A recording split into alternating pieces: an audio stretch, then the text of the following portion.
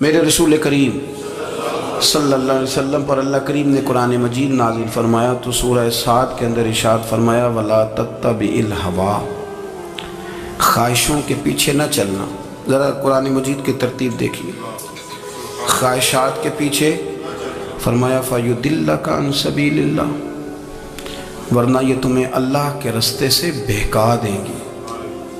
بہک جاؤ گے، خواہشوں کے پیچھے چلو گے، یہ تمہیں اللہ کے رستے سے تم بہک جاؤ گے۔ اگر تم اندر کی بات مانو گے، زبان کے چسکے کی بات مانو گے، بہت اعلیٰ کھانے کی بات مانو گے، پینے کی بات مانو گے، تو اللہ کے رستے سے بہک جاؤ گے۔ فرمایا ان الذین یضلون عن سبیل اللہ، بے شک وہ لوگ جو اللہ کے رستے سے بہک گئے۔ پہلے فرمایا بہکاتا کون ہے؟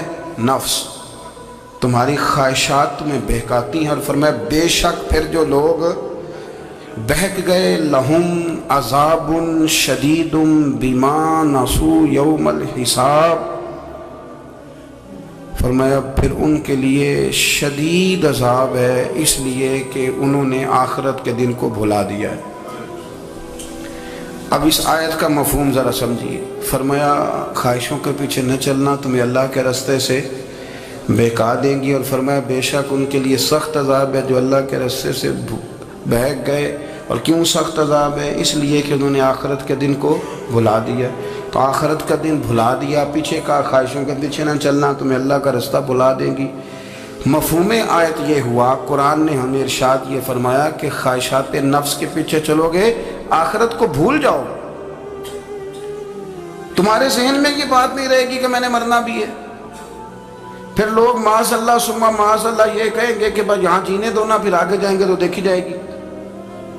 لوگ بھول گئے مرنے کو۔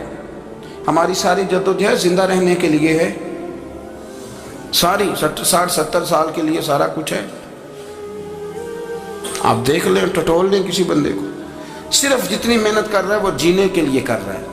رب کریم کے بندے جتنی محنت کرتے تھے مرنے کے لیے کرتے تھے، تو مرنے کے لیے کوشش کرتے تھے کہ مر جانا ہے، اس کے لیے جدوجہد۔ ہم جتنی جدوجہد کر رہے ہیں ساری جینے کے لیے، جینے کے لیے۔ میرے رسول کریم صلی اللہ تعالیٰ علیہ وسلم کا ایک فرمان ہے مسند امام احمد بن حنبل میں، اور بڑا نرالا، بڑا انوکھا اور بڑا معنی خیز ہے۔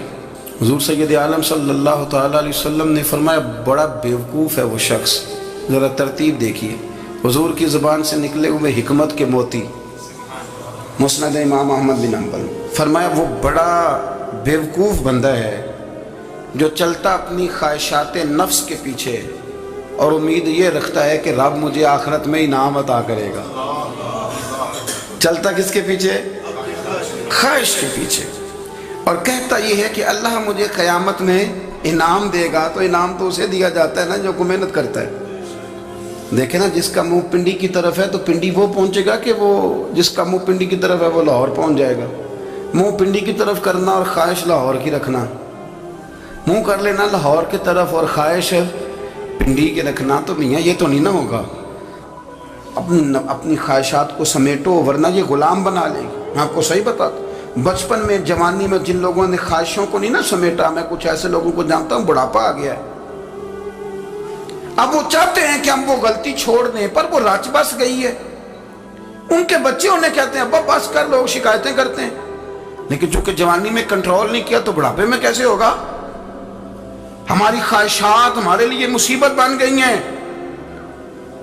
ہم کچھ ایسی بری عادتیں تھیں جن کے پیچھے لگ گئے تو تباہ ہو گئے۔ واپس آئیں، میرے رسول کریم سید عالم صلی اللہ علیہ وسلم کے غلاموں نے نا اپنی زندگی کو محدود کر کے رکھا، محدود۔ حضرت سلمان فارسی رضی اللہ تعالیٰ عنہ حضرت عمر سے ملنے آئے، جناب عمر کہنے لگے یار بڑا کام کا بندہ ملنے آیا ہے، کوئی مطلب کی بات ملے گی۔ جی کہنے والے بھی بڑے ہوتے ہیں نا، تو ان کا ویسے بھی حق نہیں بنتا کہ وہ جا کے بتائیں۔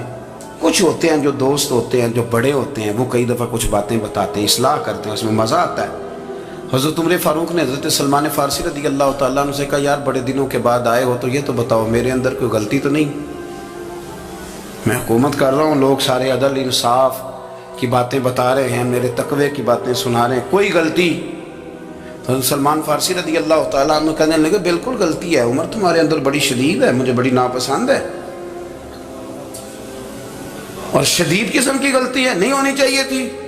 حضرت عمر فرمانے لگے بولو۔ عرض کی مدی کیا پورے 22 لاکھ مربع میل میں سب جگہ غربت ختم ہو گئی ہے؟ حضرت عمر کہنے لگے نہیں۔ تو فرمانے لگے مجھے پتہ چلا ہے کہ جب تمہارے پاس دوپہر کا کھانا آتا ہے تو سالن کے ساتھ چٹنی بھی آتی ہے، یہ غلطی نہیں؟ تمہاری حکومت میں 22 لاکھ مربع میل 24 لاکھ مربع میل سارے بندے پیٹ بھر کے روٹی کھانے لگے ہیں؟ عرض کی نہیں۔ تو فرمانے لگے حضرت سلمان فارسی عمر پھر تو 2 سالن کھاتا ہے ایک وقت میں، اللہ سے ڈر نہیں آتا؟ تو جناب عمر فاروق رو پڑے۔ یہ بالکل جائز تھا۔ اس بات سے اگر کوئی منع کرتا ہے تو جائز نہیں دین میں، یہ بھی میں آپ کو بتا دوں گا۔ آپ کے پاس جائز پہلے 6 سالن کھائیں، میں کون منع کرنے والا، پر وہ عمر تھے نا، عمر کا منصب اور ہے۔ حضرت سلمان فارسی نے جب کہا تو عمر رو پڑے، کہنے لگے تو میرا سنگی ہے، میرے لیے دعا کر، میں اللہ کی بارگاہ میں توبہ کرتا ہوں، آج کے بعد یہ غلطی نہیں دہراؤں۔ اپنی خواہشات کو اتنا اصول پسندی کا نام نہیں، دور دور تک نام نہیں اصول پسندی۔ حضرت سیدنا بہلول دانا، بندہ سادہ تھا تو نام اس کا دانا تھا۔ آپ بیٹھے تھے تو ہارون رشید کا لشکر آنے لگا تو وہ ایک بندہ دوڑا آیا، کہنے لگا بابا رستے سے اٹھ جا، ہارون رشید آ رہا ہے۔ تو آپ فرمانے لگے تو غلام ہے نا، تو نے ڈیوٹی کر دی ہے نا، اطلاع دے دیا، میری مرضی اٹھوں چاہے نہ اٹھوں، تیری ڈیوٹی پوری ہوگی، تو جا تیرا کام ہو گیا۔ کہنے لگا بادشاہ میں اس کا غلام ہوں، تو ناراض ہوگا، تو اٹھ جا۔ تو بادشاہ کہنے لگا تو اس کا غلام ہے تو وہ میرے غلام کا غلام ہے، اور اگر تجھے زیادہ دقت ہو تو اسے جا کے بتا دینا، بے شک میں کو ڈرتا نہیں اس سے۔ ہارون رشید کو جا کے بتایا کہ وہ سادہ سا بابا ہے، تو وہ کہتا ہے کہ ہارون رشید میرے غلام کا غلام ہے، تو ہارون رشید بھی ناراض ہوا، کہنے لگا پتہ کر لیتے۔ جا کے پوچھا یہ تم نے کیا کہا، غلام کے غلام؟ تو آپ فرمانے لگے بادشاہ سچ بتا، تو اپنے نفس کا غلام نہیں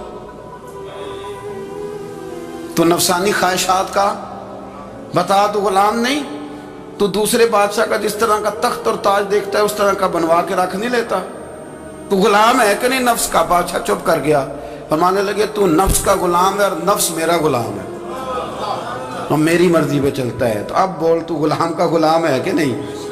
تو ہارون رشید کہنے لگے حضرت بہلول دانا سے میں نے کئی دفعہ ارادہ کیا ہے کہ آپ سے نہ ملوں، پر آ ہی جاتا ہوں، پر فتح ہر دفعہ آپ کی ہو جاتی ہے، کامیابیاں آپ کو ہی ملتی۔ دوست تھوڑا نہ کہیں رکیں، کوئی ایک آدھ خواہش، کوئی ایک آدھ پروگرام، ہماری خواہشات بڑی لمبی چوڑی، خواہشات کے ساتھ ہی ہم دوستی کرتے ہیں، خواہشات کے ساتھ ہی ہم رشتہ داری کرتے ہیں، خواہشات کے ساتھ ہی ہم شادی کرتے ہیں، سارا کچھ خواہشات کے ساتھ۔ سیاسی شادیاں، وہاں شادی کریں گے تو اتنا مال آئے گا، اتنا کچھ جائے گا، خواہشات کے ساتھ رشتہ داری، خواہشات۔ غریب رشتہ دار سے دوستی نہیں، خواہش نہیں پوری کر سکتا، امیر سے۔ ہر شے خواہشات کے لیبل کے اندر بندھی ہوئی۔ آپ دیکھ لیں سارے معاملات کو ہم نے اپنی نفسانی خواہش کے اندر رکھ دیا ہے، میری مرضی کے مطابق دنیا چلے تو ساری اچھی ہے، اور میری مرضی نہ سنے تو بندہ ایک بھی اچھا نہیں ہے۔ اپنی خواہشات کے چنگل میں ہم نے غلامی اختیار کر لی، صبح سے شام تک نفسانیت ہی نفسانیت۔